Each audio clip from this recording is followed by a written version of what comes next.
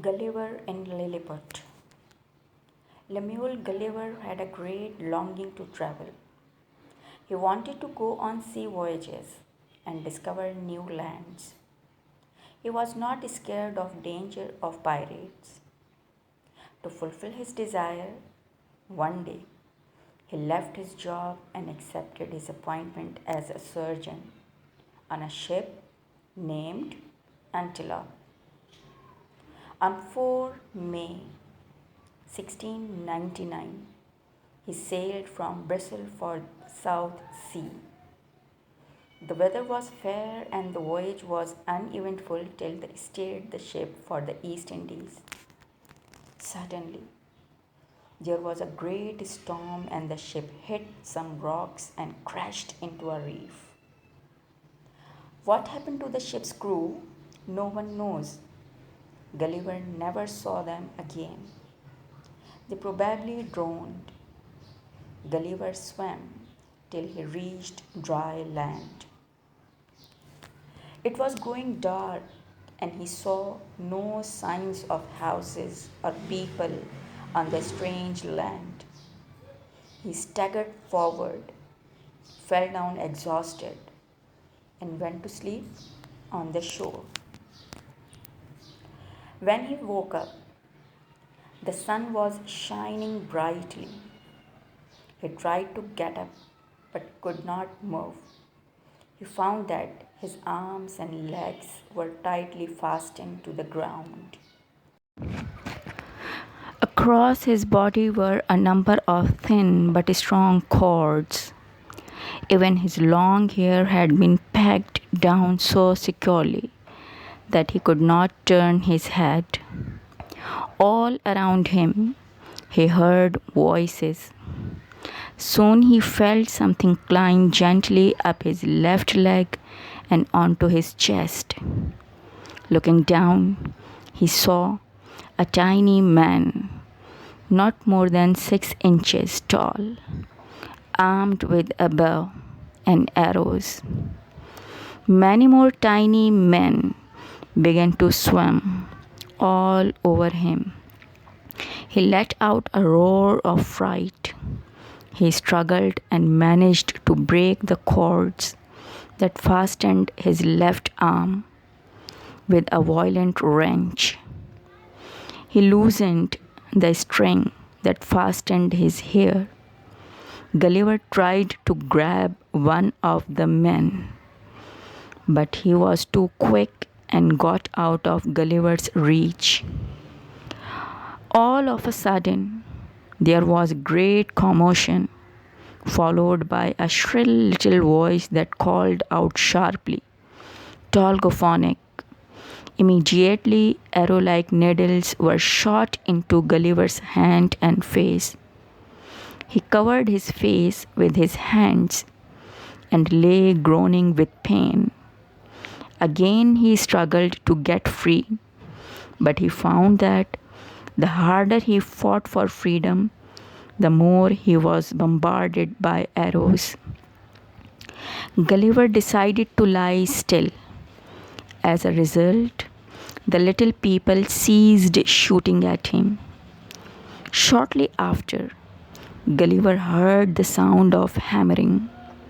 On turning his head to that side, he saw that a small wooden stage was being built. It was ready on time. A little page boy climbed onto it and gave an order. At once 50 soldiers ran forward and cut the strings that tied Gulliver. Gulliver was very hungry and gestured that he wanted something to eat. The tiny people understood what he was trying to say. They put several ladders against Gulliver's sides. About 100 little people climbed up and carried all kind of bread and meat and started to feed him. Soon, another small man, who from his brilliant uniform seemed to be an officer of a high rank, marched onto Gulliver's chest and held up a paper. Gulliver understood it. to be an order from the king of the country. Gulliver made signs that he was willing to submit to them. Tired, Gulliver fell asleep once more. When he woke up, he found that he was lying on a platform. The platform was a trolley that was being drawn by 1,500 horses. They reached the city the next day.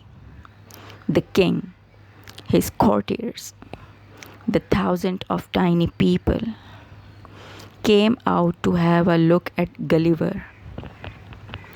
The ropes were cut and Gulliver was allowed to get up. He saw that the king was a handsome man and taller than his people. He gave orders that food should be brought for Gulliver. 20 little carts loaded with food and water were brought to feed him. After the king went away, the people of the city crowded around Gulliver and began to behave very badly. Gulliver seized some of the men and put them in his coat's pocket. Later, he took them out of his pocket and set them free. The crowd began to laugh. After that, the people behaved themselves and Gulliver became their friend. They started to call him the Great Man Mountain. Meanwhile, there were frequent meetings of the king's council to discuss what was to be done with Gulliver. Some of the counselors feared that if he broke loose, he could cause a lot of damage in the city because of his great size. Others were of the opinion of that if they kept feeding him, there would be a famine in the land. Finally, the king and his council gave orders that each morning the surrounding villages should send 6 oxen, 40 sheep, and a sufficient quantity of bread and water for Gulliver's daily diet. It was also commanded that 600 persons should act as Gulliver's servants. 300 tailors were told to make a suit for him. 6 professors from the university were hired to teach him the language of the country. Gulliver learned their language quickly. With time, he learned that the land was called Lilliput, and the people were called Lilliputians. The Lilliputians believed that their kingdom and their neighboring country, Blefuscu, were the whole world. Blefuscu lay on the other side of the sea. The Lilliputians also thought that Gulliver had fallen from the moon, as they did not know of any other men that lived on the earth. After Gulliver had learned the language fairly well and could write, he sent a petition to the king requesting that his chains be taken off and that he be allowed to walk about. The king granted freedom to Gulliver. The king and his courtiers had gained faith in Gulliver's and treated him well. A few days passed. Gulliver's clothes were almost in rags. The 300 tailors had not yet been able to stitch his new suit, and he had no hat. Gulliver was greatly pleased. One day, when a message came to the king informing him that some men had found a great black mass on the shore, Gulliver was sure that it must be his hat.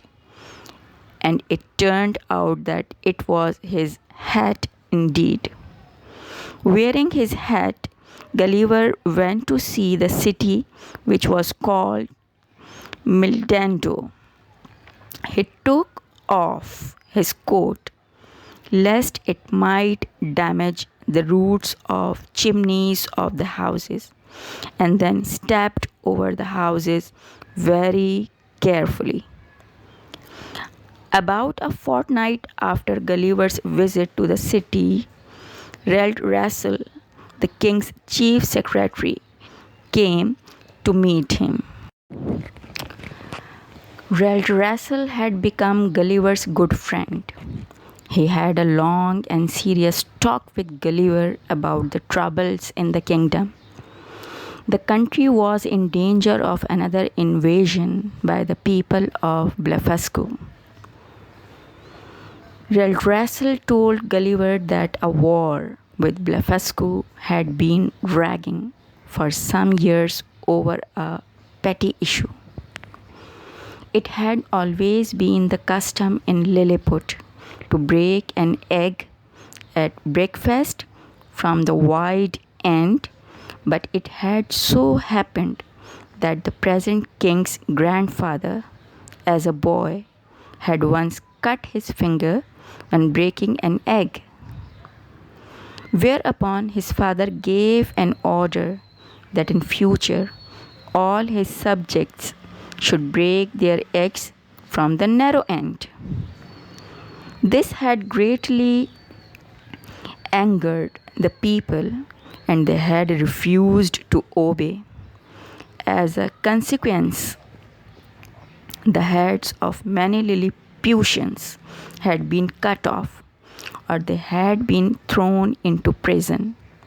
Thousands had fled for refuge to Blefuscu. These big Indians, as they were called, had been very well received at Blefuscu, and the Emperor of Blefuscu had taken it upon himself to interfere in the affairs of Lilliput, thus bringing on a war. Russell told Gulliver that the king depended on him to help them in defeating the Blefuscan fleet. Gulliver promised to help the Lilliputians.